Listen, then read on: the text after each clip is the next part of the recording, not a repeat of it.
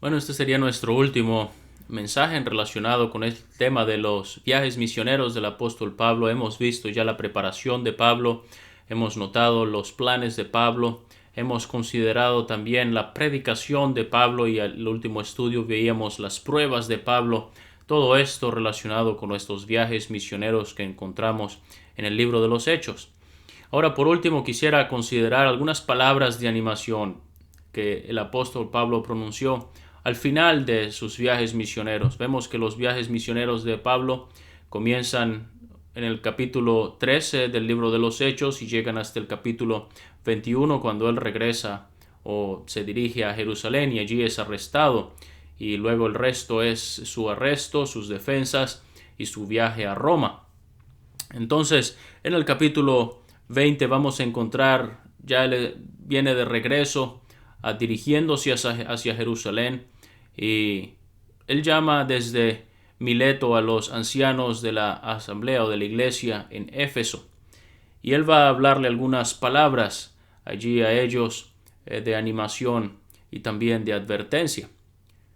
Pero vamos a considerar solamente algunas partes de este discurso que encontramos en Hechos capítulo 20.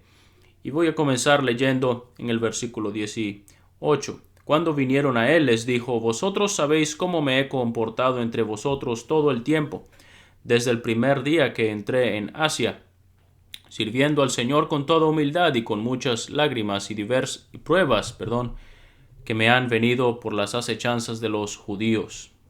Como nada que fuese útil he rehuido de anunciaros y enseñaros públicamente y por las casas, testificando a judíos y a gentiles acerca del arrepentimiento para con Dios y de la fe en nuestro Señor Jesucristo. Ahora vamos más adelante, el versículo 32. Y ahora, hermanos, os encomiendo a Dios y a la palabra de su gracia, que tiene poder para sobreedificaros y daros herencia con todos los santificados. Versículo 35. En todo os he enseñado que trabajando así se debe ayudar a los necesitados y recordar las palabras del Señor Jesús, que dijo: más bienaventurado es dar que recibir. Entonces quiero que tomemos algunas lecciones en estos versículos que notamos allí en Hechos capítulo 20. Vamos a ver la importancia del servicio y de tener un testimonio íntegro en nuestra vida. Pablo podía hablar con los ancianos de Éfeso y decirles: ustedes saben cómo me he comportado yo entre ustedes. Es importante o es interesante notar que Pablo se lo dice a los ancianos de Éfeso, y cuando uno lee en el capítulo 19, cuando Pablo estuvo en Éfeso, se va a dar cuenta que Éfeso, de los viajes misioneros que el apóstol Pablo realizó, Éfeso fue la ciudad o el lugar, al menos que nos registra el libro de Hechos, donde el apóstol Pablo pasó más tiempo. Desde allí, desde Éfeso, desde la escuela de un hombre llamado Tirano, prácticamente la provincia de Asia vino a conocer el evangelio, las personas de allí, de la boca del apóstol Pablo. De manera que Pablo había llegado a ser muy conocido, y no solamente por muchas personas, pero también por mucho tiempo. Y entonces en este contexto es que Pablo está diciendo: ustedes saben cómo yo me he comportado. Ellos sabían, ellos conocían bien. Es decir, no es una persona que Pablo lo está diciéndoselo a alguien que apenas está aprendiendo a conocer a Pablo. No, Pablo se lo está diciendo a personas que lo habían visto a lo largo de un largo periodo de tiempo. Y con toda confianza Pablo les puede decir: saben cómo me he comportado. Pablo había tenido una conducta intachable durante su tiempo allí en Éfeso. Lo conocían bien y conocían que él se había comportado bien entre ellos. Y qué importante es un buen testimonio frente a otras personas en toda nuestra vida. A veces una sola mala decisión, una sola mala acción puede dejar una mancha muy grande en el testimonio de un cristiano. Uno puede pensar, por ejemplo, en el rey David. ¿Cómo quisiera uno que esa historia de 2 de Samuel capítulo 11 no estuviese allí? Que esa mancha en el testimonio de un hombre conforme al corazón de Dios nunca hubiese ocurrido. Aun cuando David fue restaurado, pero es algo que manchó su testimonio. Y el apóstol Pablo podría mirar atrás y decir: he acabado la carrera, he peleado la buena batalla, he acabado la carrera, he guardado la fe. Entonces, de la misma manera, Dios puede dar segundas oportunidades. Por supuesto que sí, Dios es un Dios restaurador. Pero que estemos conscientes de vivir una vida íntegra, hermanos. Ser sabios, ser prudentes, ser puros en santificación para agradar a Dios en todo en nuestra vida.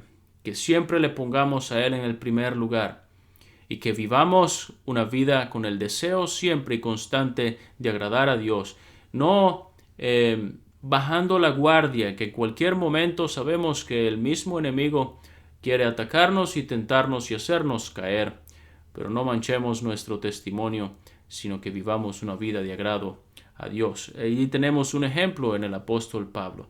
Pero el apóstol Pablo había vivido una vida con muchas dificultades y problemas y obstáculos. Lo notábamos en el estudio pasado cuando hablábamos de las pruebas de Pablo, y Pablo aquí dice que con mucha humildad, con toda humildad y muchas lágrimas, él sirvió a Dios de día, y pruebas que le habían venido de los judíos, él había servido al Señor. Entonces, el hecho de que Pablo había pasado por muchas dificultades no había impedido que él aún así siguiera sirviendo al Señor. ¿Por qué? Porque el Señor ya hemos pensado en que cómo el Señor es capaz de socorrernos en medio de nuestras pruebas. Y él había derramado muchas lágrimas. Los tiempos habían sido difíciles, la oposición había sido grande. En Éfeso, precisamente, el apóstol Pablo dice en 1 Corintios que se le había abierto una puerta grande y eficaz, y muchos eran los adversarios. Entonces, a pesar de que podamos estar pasando por pruebas, aún así, en medio de nuestras dificultades e incluso lágrimas, podemos seguir sirviendo al Señor. Y no olvidemos que cuando en las Escrituras vemos el caso como el de Pablo, que derramó lágrimas, que derramó muchas lágrimas, pero no olvidemos esa mención de Apocalipsis, donde es la mención a toda lágrima, que Dios dice: enjugará Dios toda lágrima de los ojos nuestros. ¿Por qué Dios no va a enjugar algunas lágrimas? Dios ni siquiera dice va a enjugar muchas lágrimas. Dios dice va a enjugar toda lágrima. De manera que Él va a ser capaz de darnos el perfecto y completo consuelo en relación incluso a las cosas que nosotros hayamos podido vivir aquí en la tierra. Pero allí está el apóstol Pablo, uno que había servido a Dios, uno que había dado un buen testimonio y que podía mirar atrás con tranquilidad y buena conciencia por haber vivido una vida de agrado a Dios. De la misma manera nosotros, pensemos por un momento cómo dentro de 30, 40 años, si el Señor no ha venido, si yo mirara atrás, las decisiones que estoy tomando ahorita, las decisiones que tomo el día de hoy, el camino, la conducta que yo estoy trazando para mi vida, las metas, van a determinar lo que voy a ser dentro de 30, 40 años. Lo que estoy tomando, las decisiones que estoy tomando hoy, las estoy tomando con la finalidad de llegar a un final que sea para agradar a Dios y tener un testimonio íntegro delante de Dios y de las demás personas. Que ese sea nuestro deseo y nuestro ejercicio el día de hoy. Pero él va a seguir más adelante en el versículo 32 y él les dice: hermanos, os encomiendo a Dios y a la palabra de su gracia. Pablo se está despidiendo de ellos. Pablo está diciendo aquí que él no les va a volver a ver. Y aunque Pablo había sido de mucha ayuda y mucha utilidad en todo ese tiempo en Éfeso, enseñándoles a ellos la palabra de Dios y predicando el evangelio, Pablo ahora se iba. Pero Pablo estaba confiado y seguro de que estaba dejando a estos creyentes en buenas manos. ¿Por qué? Por supuesto, no es que fuese una obra de Pablo, esto era realmente una obra de Dios. Y por eso Él los encomienda a Dios y a la palabra de su gracia. No hay mejor compañía que esta. Realmente a veces uno piensa, bueno, un mundo que se levanta en contra de Dios, que cuestiona a Dios, que critica a Dios, que no cree en Dios, y ha dejado Dios de perder fuerza, de perder poder, de dejar de ser el Dios que Él es, por el hecho de que el mundo está queriendo romper sus relaciones y sus ligaduras de Dios. Dios no ha perdido su poder. Dios no ha perdido su interés en usted y en mí. Y el libro de Isaías nos dice, no se ha acortado la mano de Jehová para salvar, ni se ha agravado su oído para oír. Es decir, Dios todavía, su mano tiene poder para socorrernos, su oído está abierto para escucharnos a nosotros, de manera que nos encomendamos a Dios, porque Él es el Dios que sigue teniendo poder, el Dios eterno, el Dios que está en el trono inconmovible. Entonces, pero no solamente está que lo encomiendo a Dios, pero a la palabra de su gracia. Y nuevamente vamos a lo mismo, la palabra de Dios que tanto es despreciada el día de hoy. Tan personas piensan, este libro tan antiguo, con tantos años, ¿cómo puede ser de ayuda o de vigencia en el día de hoy? Claro que sí. El profeta Isaías también dijo, o Dios diciéndole, hablando a través del profeta Isaías, que sécase la hierba y marchítase la flor, pero la palabra del Dios nuestro permanece para siempre. La palabra de Dios nunca va a dejar de tener vigencia, en cualquiera sean nuestras circunstancias. En los momentos de oscuridad, la palabra de Dios es nuestra luz. En los momentos de dificultad, la palabra de Dios es nuestra fortaleza. En momentos de incertidumbre, la palabra de Dios es nuestra seguridad. En momentos de dolor, la palabra de Dios es nuestro consuelo. En momentos en que necesitamos dirección, la palabra de Dios es nuestra guía. La palabra de Dios no ha dejado de tener poder, de tener vigencia y de tener importancia, aun cuando estamos viviendo el año 2020. Aún con todos los avances tecnológicos, aún con todos los avances en medicina, en ciencia, en filosofía, en educación y todas estas cosas, la palabra de Dios sigue teniendo un lugar importante, sigue siendo una columna que nos señala y nos instruye en cualquier esfera de nuestra vida, bien sea si es la esfera familiar, si es la esfera laboral, si es la esfera congregacional, en cualquier situación, en las situaciones de enfermedad, de emocionales, en cualquier cosa que nosotros podamos estar pasando, la palabra de Dios siempre va a tener algo para darnos, bien sea consuelo, corrección, dirección o aún exhortación, promesas, fortaleza. Todo esto la palabra de Dios nos lo da. Los encomiendo a Dios y a la palabra de su gracia. Pero terminamos con lo que dice el versículo 35. El apóstol Pablo dice que recordemos las palabras del Señor Jesús.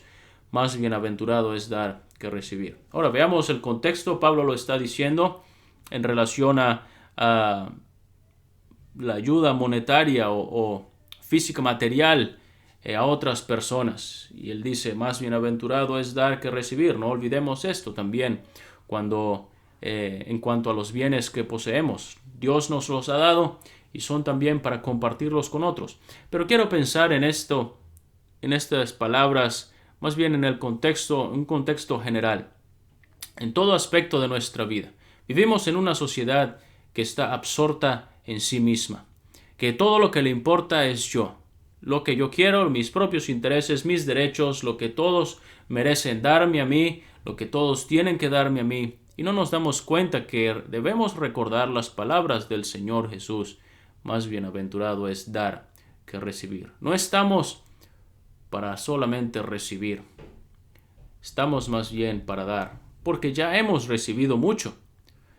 Hemos recibido mucho de parte de Dios, lo que Él ha hecho en la vida de cada persona. Y entonces Dios quiere hacernos a nosotros instrumentos de su bondad y de las riquezas de su gracia para dar a otros. Y el Señor Jesús dice, más bienaventurado es dar que recibir. Esa fue la vida del Señor Jesucristo, lo que caracterizó su vida. Eso caracterizó la vida del apóstol Pablo. Y ojalá esto también caracterice nuestra vida. En cuanto a estas palabras de animación que el apóstol Pablo dio al final de sus viajes misioneros, aprendemos en la importancia de un testimonio y una vida íntegra delante de Dios a lo largo de nuestra vida. Aún en medio de las pruebas que podemos servir a Dios y podemos hacer por Él, porque Él es nuestro socorro y Él nos da nuestra ayuda. De que en este mundo estamos encomendados al Dios que está en el trono y a la palabra de su gracia, que es una roca firme para nuestra seguridad, y que debemos recordar estas palabras del Señor Jesucristo, aplicarlas en nuestra propia vida, en todo aspecto, no solamente en el aspecto material, pero en todo aspecto de nuestra vida, en nuestro tiempo, en nuestra energía, en nuestros esfuerzos, en nuestros propósitos y deseos e intereses. Recordar esto, más bienaventurado es dar que recibir.